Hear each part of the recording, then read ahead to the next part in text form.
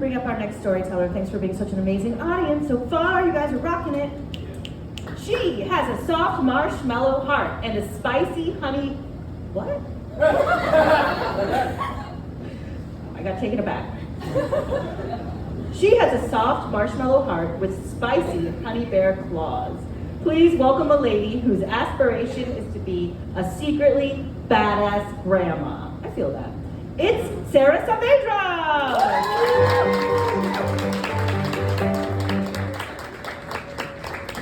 Hello, thank you. Hi Sara! Hi, thank you for coming. I have friends in the audience. I'm excited. I'm ecstatic. Excited. Can't even talk. Oh boy, it's my first time up here.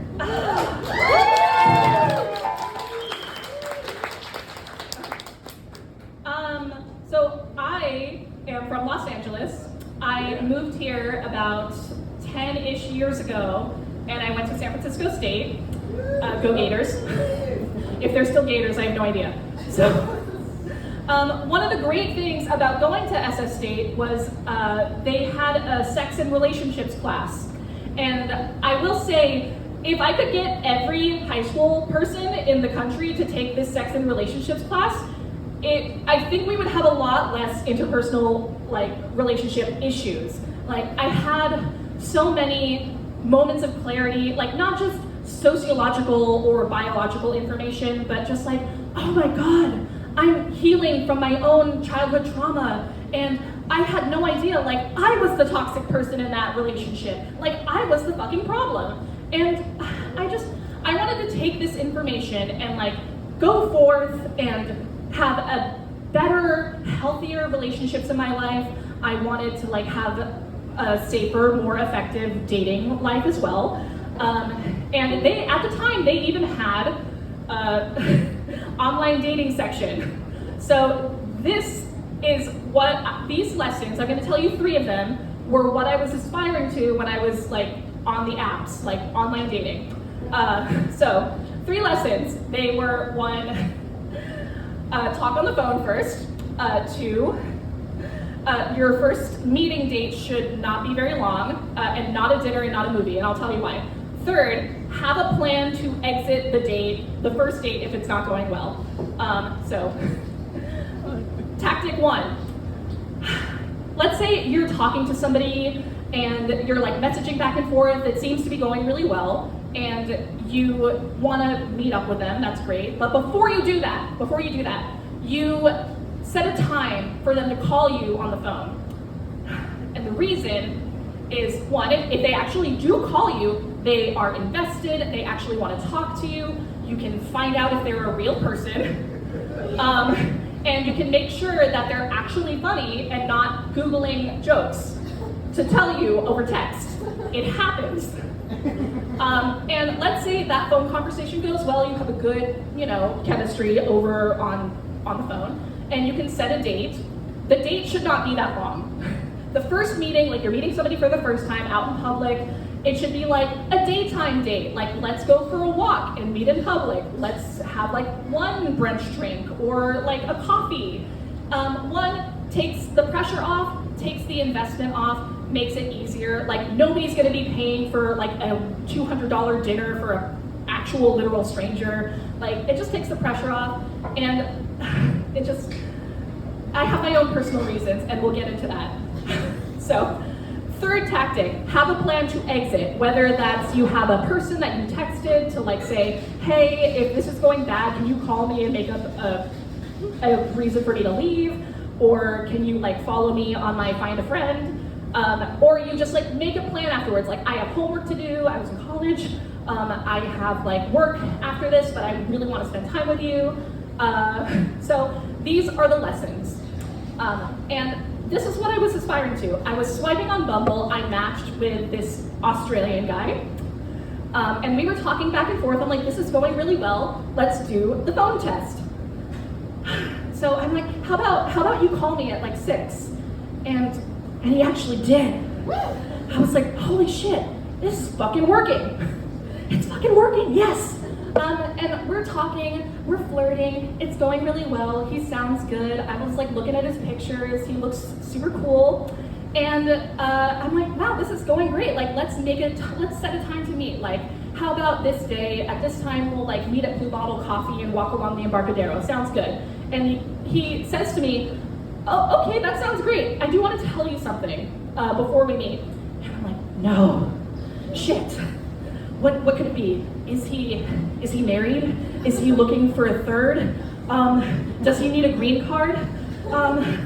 Oh God, is he actually not the guy in the photo and he's actually in the background and not the dude that's like doing a cool kickflip? Shit. So I'm like, okay, yeah, sure, tell me, like, what do you want to say? And he's like, well, I just don't want to shock you when we meet. And he says, I have 1.5 arms. What? And yeah, so he's like, yeah, I have 1.5 arms, like I was born that way, I have one entire arm, and my other arm is like, stops right here, it's 1.5 arms. And I go, yeah, okay, thank you for telling me, I still want to go out with you, like I hope that wasn't the concern, like I know plenty of people with 1.5 arms, or like just a missing limb in general. Just a missing limb in general. Because if you think about it, 4 entire limbs is an above average number of limbs. It is. If we do the math, it's an above average number of limbs. So we have our date set. This is going great. I'm like doing the thing I'm learning. And here's the last tactic. I have a plan for afterwards. So at this point in my life, I'm really bad at saying no. So I need to make sure I have a real thing to do after this appointment, after this date. So I made sure that I planned this. So later in the evening on this date, I'm going to get a tattoo. So I'm like, that's a real thing. I put down a deposit. I've got to go. I'm like, that's a real reason to leave a date. Like, that's a good reason. So the day comes, I meet him in person. He looks like his photo. He's like interesting. He likes music. He's Australian. He has 1.5 arms. And so I'm like, yeah, real guy, real dude. And we get cold brews. We walk along, like looking at the water. We're having a great conversation. I'm like, I can't stop smiling. I'm giggling. It's going great. And then we come up on my end time. I'm like, we're coming up on it. And I say, man, this was great. I really want to go out with you again. Like, let me know, like we can set a date now, or like you can text me later, but I have to get going. And he's like, oh, where are you going? And I'm like, I have an appointment. So what's the appointment? Like, I'm getting a tattoo, like, I do have to go. And he's like, well, is it far?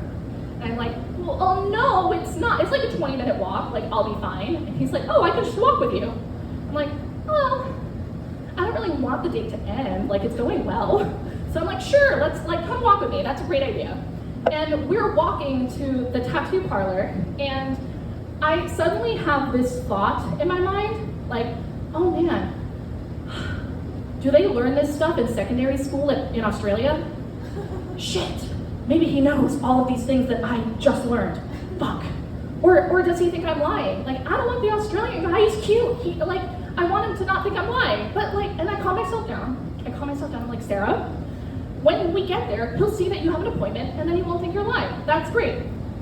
So we get closer and closer. And then he's like, oh, can I come inside and look around the shop? And I go, yes, you can. It is open to the public. Sure, you can come in and look around for a bit. And he's like, well, can I stay and watch you get tattooed for a little while? And I was like, in my mind, like, this hadn't occurred to me. I was worried about it, but it hadn't occurred to me. And I go, inside my mind, I go, no. Because I've been on dates that go for hours and hours. I'm like, where they just ask you, like, oh, like, what do you want to do now? Like, I'll stick around. Like, I'm down to hang. And I'm like, I don't want to go on a date for 8 hours. That sounds awful. I'm tired. We've had lunch, dinner. We've walked 7 miles around the city. I want to go home. Not that I don't like you. I do. I want to go home. So he says this. I'm full of dread. But on the outside, because I can't say no, and I'm also bad at lying, I say, yeah, you could come in for a bit, because this shop, it's one room. There's no other room to go to. So, and it's happened before where like there's the bar and then there's like no partition. I just like lay down and I'm getting my ribs tattooed. So I like lay down and it's just like exposed, like anyone could walk in and watch. And I'm like, yeah, that is physically possible. You can do it, but I want to tell you, getting tattooed, like this guy doesn't have any tattoos. And I'm like, getting tattooed in real life is not like getting tattooed on TV. It takes hours. Like this kind of piece, I was getting flowers for my brother Edwin who passed away. I was like, you can't, like it takes hours. Like, so if you get tired or if you get bored or if you need to leave, like you should go. I won't think anything of it, you should. And in hindsight, I should have just said, no, you should go. But I didn't.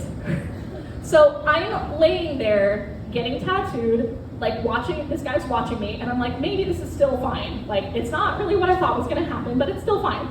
Until we get like 45 minutes in, and the other tattooed guy at the parlor, like the other artist, starts talking to him. And then all of a sudden, he walks around the partition, he goes to the other station, and then he starts getting a tattoo. Also, this is our first meeting. This is our first date. And he is getting a tattoo of the band symbol on his shirt, on his upper complete arm. And he finishes, because that doesn't take very long. And I'm still laying there getting work done, and he's like, no, I'm having two. Isn't this great? Like, I bet this is the most interesting date you've ever been on. And I go, yes, it is. And that's not what I thought would happen, honestly. Like, if I ever got a tattoo on a date, I thought, like, it would be like a whirlwind romance. We'd be super in love. We'd get matching tattoos. It would be in Las Vegas, and we'd get married. But not this. Not where a 1.5-armed Australian guy gets the same symbol of a band who I'm sure is popular in Australia. I've never been there, I can't tell you what it was. But he got the same symbol on his shirt, on his arm. And he was still waiting for me. He still waited. So he waited until I was all done, my ribs looked great, I was all wrapped up, and then he made me go to CVS with him to get aftercare. Because I didn't know how to say no. And I was so prepared. I thought I was educated. I thought I knew what I had to do to have a good time, and I was wrong. And then I realized all of society, all of my education had failed me, because the first thing they should have taught me in that sex and relationships class was how to say no. I'd be like, yeah, can I come watch you get tattooed? No. And now I know better. Thank you so much.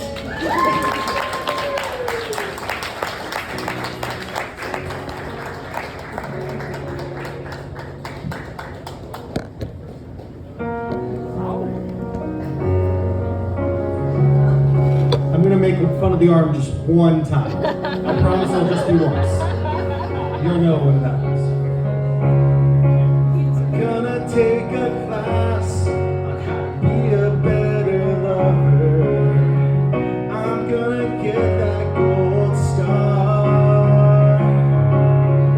The very first step is talk over the phone.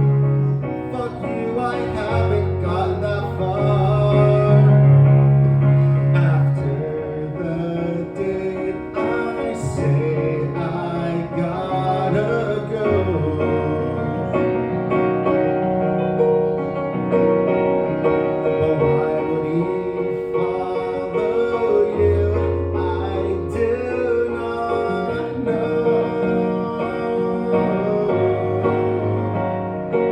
When he saw the needle break the skin, he's thinking about his needle dick going in.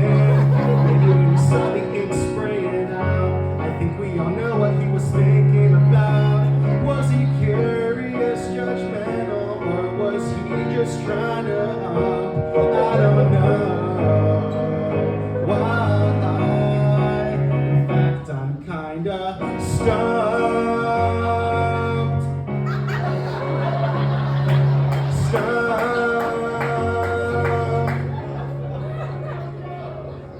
Stop.